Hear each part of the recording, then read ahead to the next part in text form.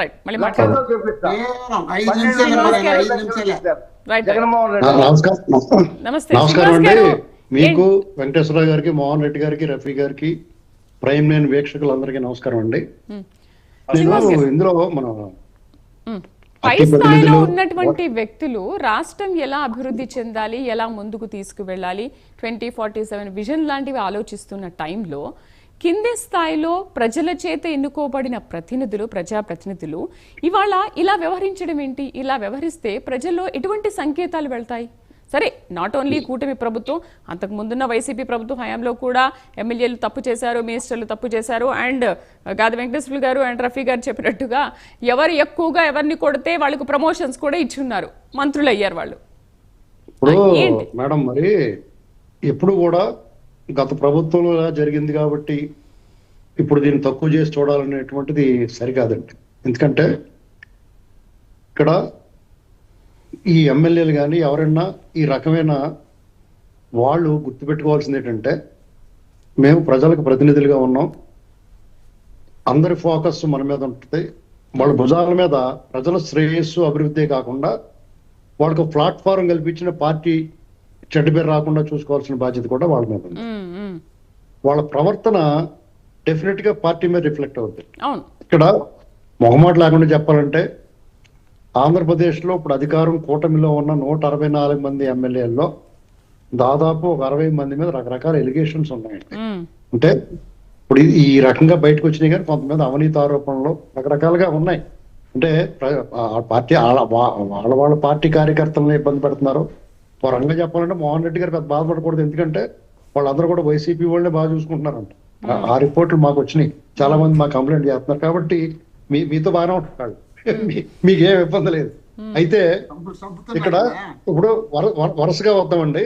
ఈ అనంతపురం ఎమ్మెల్యే గారి విషయానికి వస్తే, ఆయన బెనిఫిట్ ఆఫ్ డౌట్, సంశయ లాభం ఉంది ఆయనకి. ఎలాగంటే, ఇది నేను మాట్లాడలేదు అని, ఇది ఎవరో ఫేక్ చేశారు అని బయటకు వచ్చారు, క్షమాపణ కూడా చెప్పాడు. కాబట్టి అది పూర్తి స్థాయిలో విచారణ జరిగే వరకు ఆగాలి.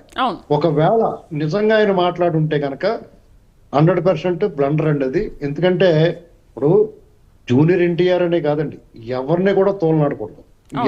అమ్మాయి ఎవరికైనా అమ్మాయి, ఎవరిని కూడా సాధారణ కార్యకర్తను కూడా ఆ రకంగా మాట్లాడకూడదు ఆయన. ఎందుకంటే ఆయన ఒక బాధ్యతాయుతమైన ప్లేస్ లో ఉన్నాడు. అటువంటి వ్యక్తులు ఆ రకంగా దూషిస్తే అవతల మామూలుగా జరిగిన దానికంటే ఎక్కువ బాధపడిపోతారు. కాబట్టి ఆ విషయం ఇంకా తేలాల్సి ఉంది. ఆయన వారి పార్టీ అధిష్టానం దగ్గరికి పోయి వివరణ ఇచ్చుకున్నాడో వాళ్ళ నిర్ణయం ఎలా ఉంటుంది అనేటువంటిది వేచి చూద్దాం. ఇక గుంటూరు విషయానికి వస్తే అది జుగుప్సాకరమైన విషయం. అది కూడా ఇందాక మన వెంకటేశ్వరరావు గారు వాళ్ళు చెప్పినట్టుగా కొన్ని విషయాలు నమ్మలేకపోతున్నాం. ఏమైనా సరే బయటకు వచ్చింది కాబట్టి మాంసం తింటా ఎముకలు మెళ్ళ కొట్టుకోవడం అనేటువంటిది అది సరికాదు. ప్రతి వ్యక్తికి బలహీనతలు ఉంటాయి, వాటిని నియంత్రించుకోవాలి. ప్రజాప్రతినిధులు ఒక ఉన్నత స్థాయిలో ఉన్నప్పుడు వాళ్ళు ఆదర్శంగా ఉండాలి నలుగురికి. వాళ్ళని చూసి జనాలు విక్రించేలా ఉండకూడదు. ఆయా పార్టీ కార్యకర్తలు ఇప్పుడు ఆ పరుగు పోవటం అంటే వాళ్ళు ఒక్కళ్ళదే కాదు, ఆయా పార్టీ కార్యకర్తలకి, ఆయా పార్టీలకి ప్రతినిధులుగా మాట్లాడి బయట స్పోర్ట్స్ పర్సన్ గా ఉన్న వాళ్ళు కూడా అవమానం అది. ఎందుకంటే వాళ్ళు ఇలాంటి డిబేట్లలో వాళ్ళు ఏం తప్పు లేకుండా సరే వాళ్ళు తలంచుకుని ఉండాల్సిన పరిస్థితి అవుతుంది. ఆ డిఫెండ్ చేయకుండా ఉండలేక వాళ్ళు సతమతం అవుతూ ఉంటారు. ఇక కోన రవికుమార్ గారి విషయంలో నేను పూర్తిగా కోన రవికుమార్ గారి వైపు ఉన్నాను. నాకు పూర్తిగా సమాచారం నా దగ్గర ఉంది.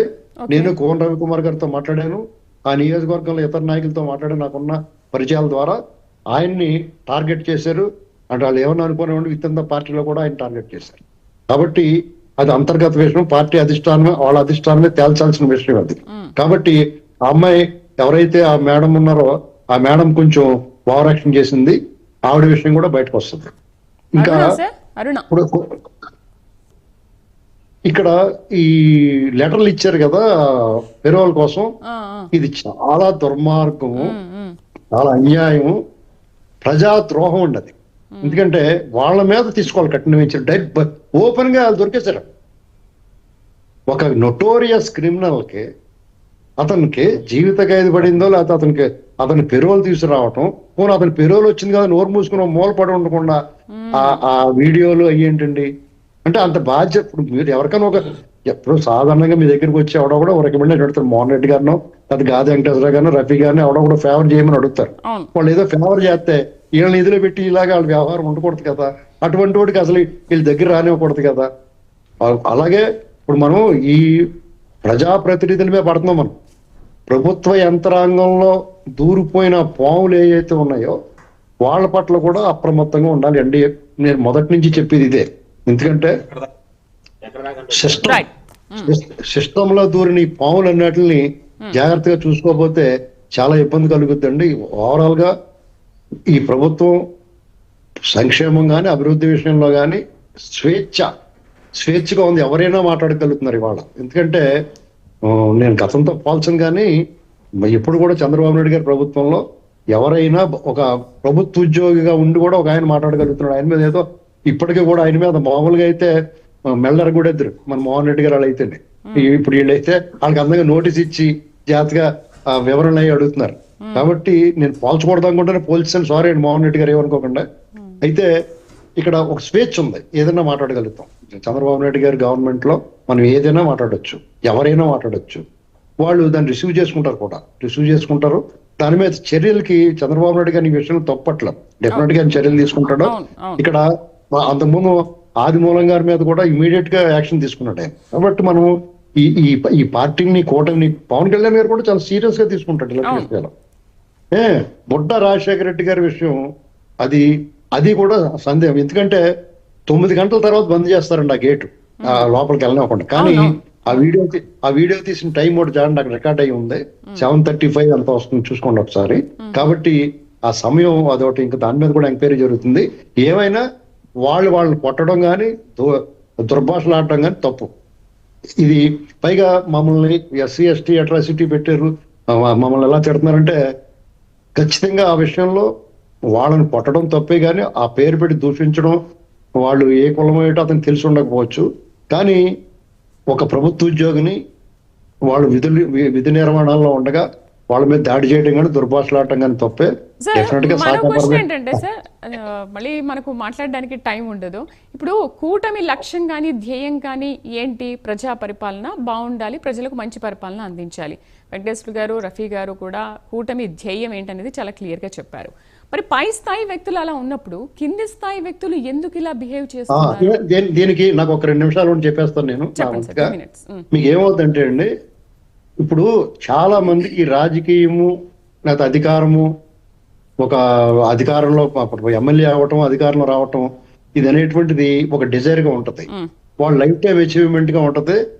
ఆ స్థాయికి వచ్చేసిన తర్వాత గతంలో వేరండి. అంటే ఒక 20 ఏళ్ల క్రితం మా చిన్నప్పుడు కానీ లేకపోతే ఒక 20-30 ఏళ్ల క్రితం కానీ రాజకీయం ఎలా ఉండేదంటే ఒకసారి గెలిస్తే చాలదు, గెలిచిన తర్వాత బాగా పనిచేయాలి, తర్వాత మంత్రి అవ్వాలి, ఇలా ఎదగాలి అనేటువంటి కోరుకుండేది. ఇప్పుడు అలా కాదండి. ఇప్పుడు ఏంటంటే పరిస్థితి, నువ్వు ఒక్కసారి ఎమ్మెల్యే అయ్యారనుకోండి, మీరు ఎవరన్నా అతనికి లైఫ్ టైం సెటిల్మెంట్ చూసుకుంటాడు. ఎందుకంటే ఆదాయ మార్గాలు పెరిగినాయి. ఇది వరకు నేను ఇంటర్మీడియట్ చదువుతున్నప్పుడు 1978లో చంద్రబాబు నాయుడు గారు ఎమ్మెల్యే అయిన టైంలో మా ఈస్ట్ గోదావరి బూరుపూడి ఎమ్మెల్యే ఒరే పద్మరాజు గారు ఉండేవారు. ఆయన మాతో పాటు ఆర్టీసీ బస్సులో వచ్చేవాడు. నేను కాలేజీ నుంచి ఇంటికి వెళ్తాను, ఆ పుస్తకాలు ఇచ్చి ఆ సీట్లో పెట్టవయ్యా అని. ఆయన ఎమ్మెల్యే అని తెలక నాకు ఎవరో అనుకుని అతని వేషత అది చూసి నేను చాలా సామాన్యంగా ఉంటే పుస్తకాలు ఇచ్చి ఆ సీట్లో పెట్టవయ్యా అన్నాను నేను. అంత నిరాడంబరంగా ఉండేవారు. అతను కూడా ఏం సంపాదించుకోలేకపోయాడు. అలాగే అనేక మంది ఎమ్మెల్యేలు ఉన్నారండి, ఏం సంపాదించుకోవడం, 3 సార్లు 4 సార్లు ఎమ్మెల్యే అయ్యి తర్వాత మంత్రి కూడా చేసి. కానీ ఇవాళ అలా లేదు పరిస్థితి. ఆదాయ మార్గాలు ఇసుక మీద, బియ్యం మీద, మట్టి మీద, మశానం మీద, వైన్ షాపుల మీద, లేఅవుట్ల మీద వీళ్ళు పాలు పితుకుతారు, 2 చేతులతో అలా పితికేస్తున్నారు శుభ్రంగా. కాబట్టి వీళ్ళకి మళ్ళీ టికెట్ ఇవ్వకపోతే ఏంటి? మీరు టికెట్ ఏమో ఒకసారి తోటి మీ 1 టైం ఎమ్మెల్యే అంటే మీరు అలా ఏం బెదిరించలేరు. మీరు అలా 50-60 కోట్లు సంపాదించేసుకుంటాడు. ఎలక్షన్ ముందు 10,000-20,000 పైకి కిందకి చూసిన వాళ్ళు ఇవాళ 50-60 కోట్లు వచ్చేసిన తర్వాత మీరు సీట్ ఇస్తే ఏంటి, ఇవ్వకపోతే ఏంటి? మీరు ఇవ్వకపోతే ఇంకొకళ్ళు ఇస్తారు. కాబట్టి మీరు ఇవ్వాలే అటువంటి తప్పు చేసిన అనుకుంటే అతన్ని మీ పార్టీ నుంచి ఆదిమూలం గారిని పక్కన పెట్టి ఒక ఇన్ఛార్జిని ఎవరో ఒకరు వేసి మీరు మొత్తం కార్యక్రమాలు నడిపించాలి. రఫీ గారు, ఏంటి ఎమ్మెల్యేలు పెరోల్ సిఫార్సు చేయడం ఏంటి?